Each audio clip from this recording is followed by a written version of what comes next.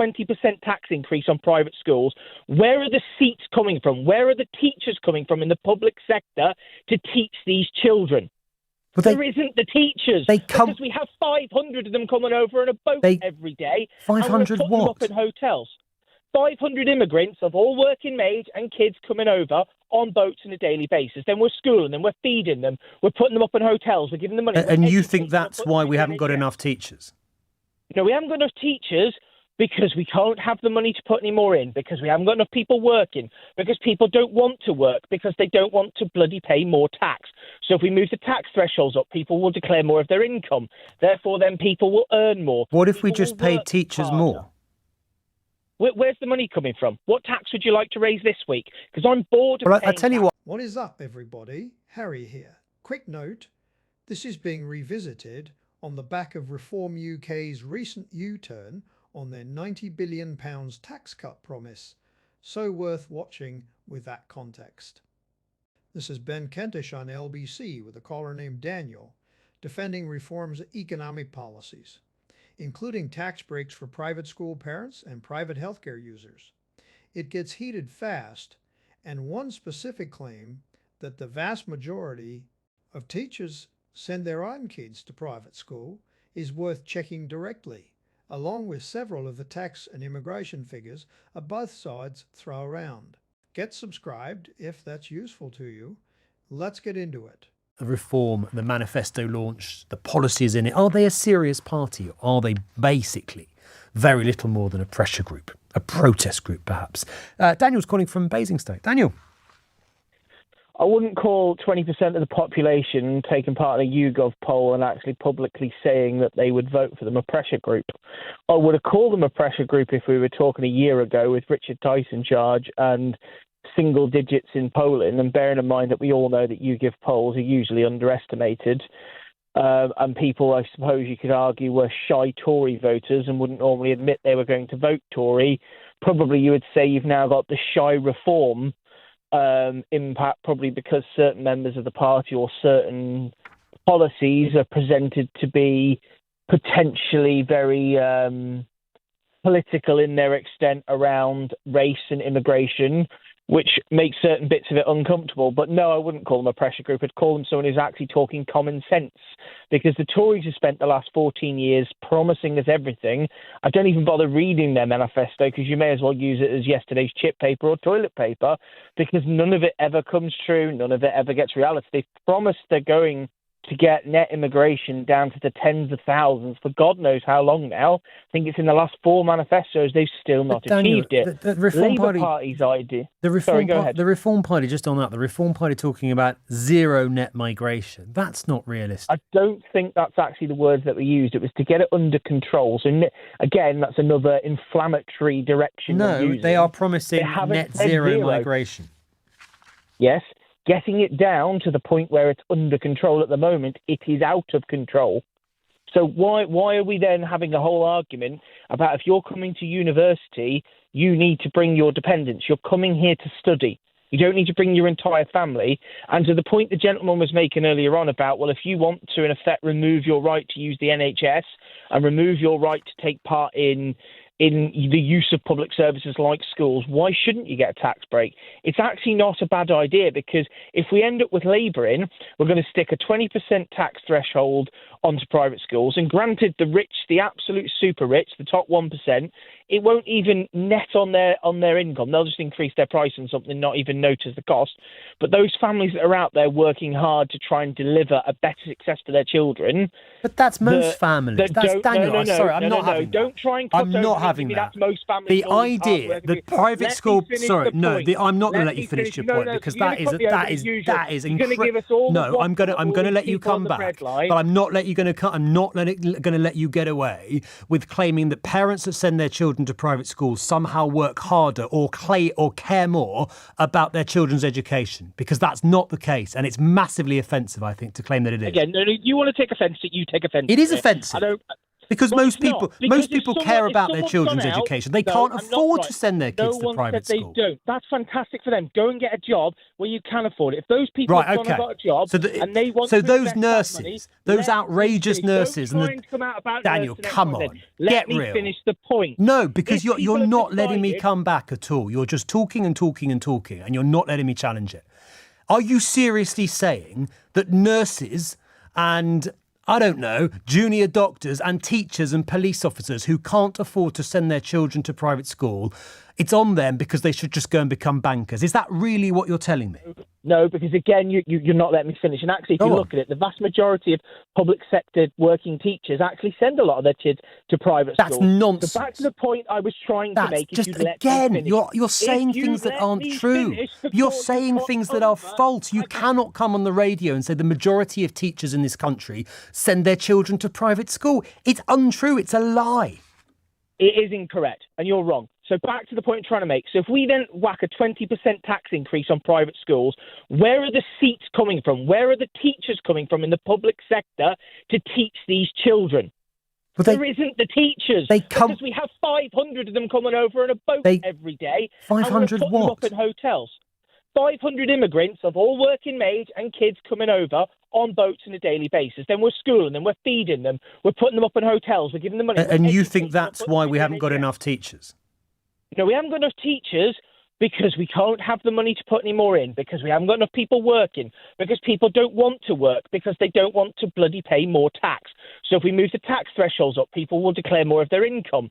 Therefore, then people will earn more. What if we just paid teachers more?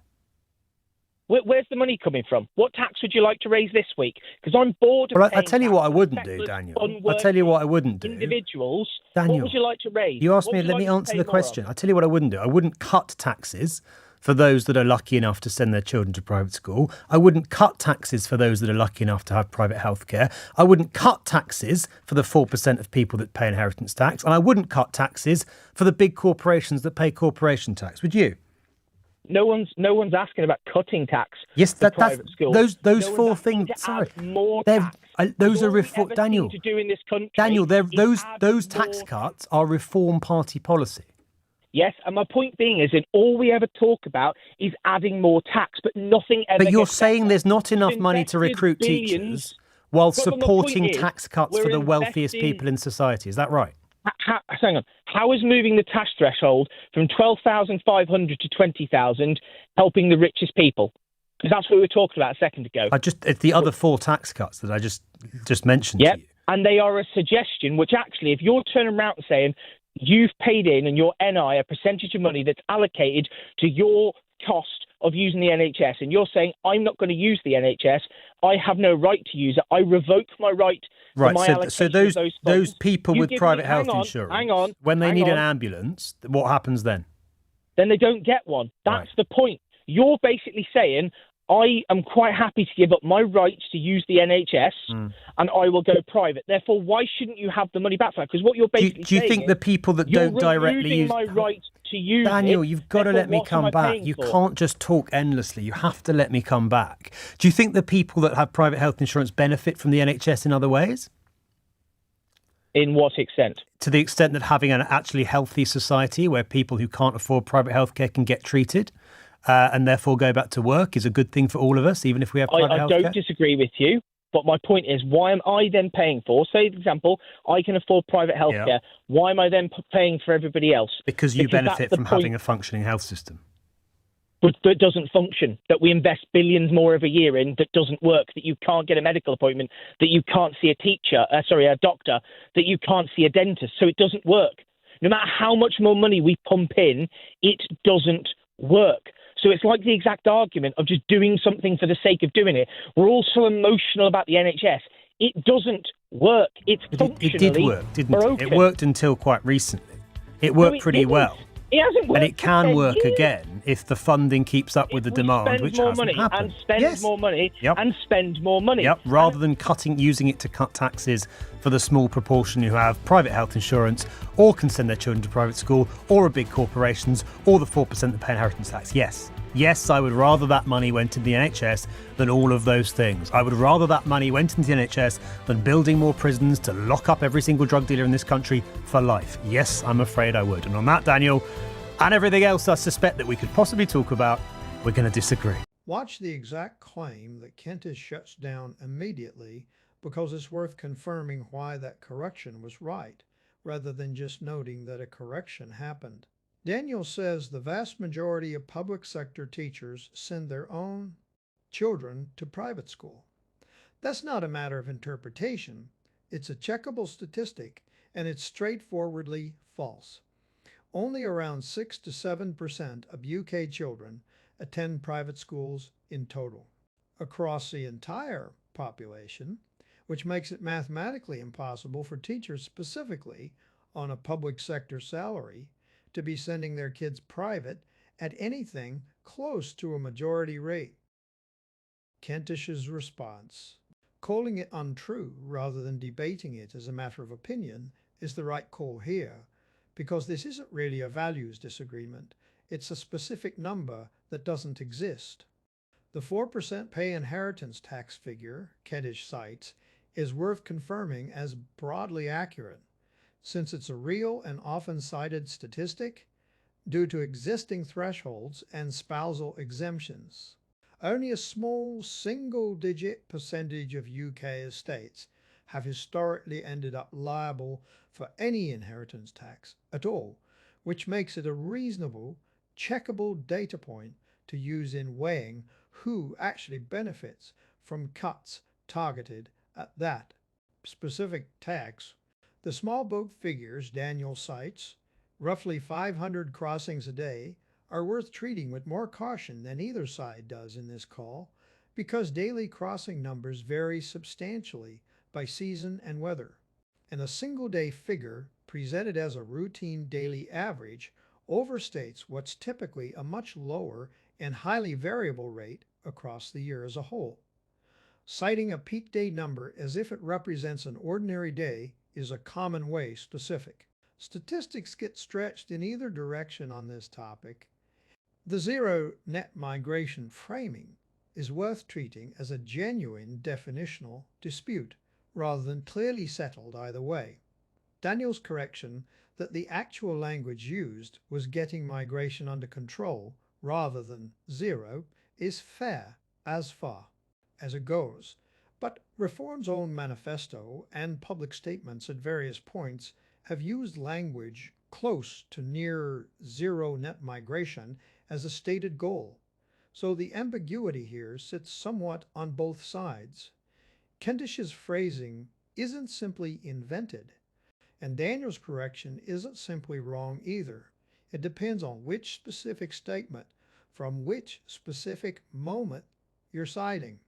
The closing narration moves well beyond analysis of this specific call into direct political advocacy, explicitly calling for organized opposition to keep a named politician out of office and describing him in the strongest possible terms. That's a legitimate form of political opinion writing, but it's a different genre from breaking down what was actually said and checked in this call. And it's worth being clear that the specific factual corrections earlier in this breakdown don't require agreeing with or endorsing the sweeping political conclusion layered on top of them at the end. The tax versus spending trade-off underneath most of this call deserves to be named plainly as the actual substantive disagreement, separate from any individual factual claim. Daniel's position is essentially that lower taxes, including for people opting out of public services, would grow the economy enough to fund public services adequately in the long run. Kentish's position is that direct spending on those services, funded by not cutting taxes on higher earners, is the more reliable route to the same outcome, That's a genuine and long-running disagreement in economic policy with serious arguments and evidence on both sides, not something either a polar resolves in this exchange. And it's worth recognizing as the real disagreement sitting underneath the specific claims that did or didn't hold up factually. If breakdowns like this are useful to you, get subscribed to Harry Unfiltered, and I'll keep checking the specifics fairly one call at a time.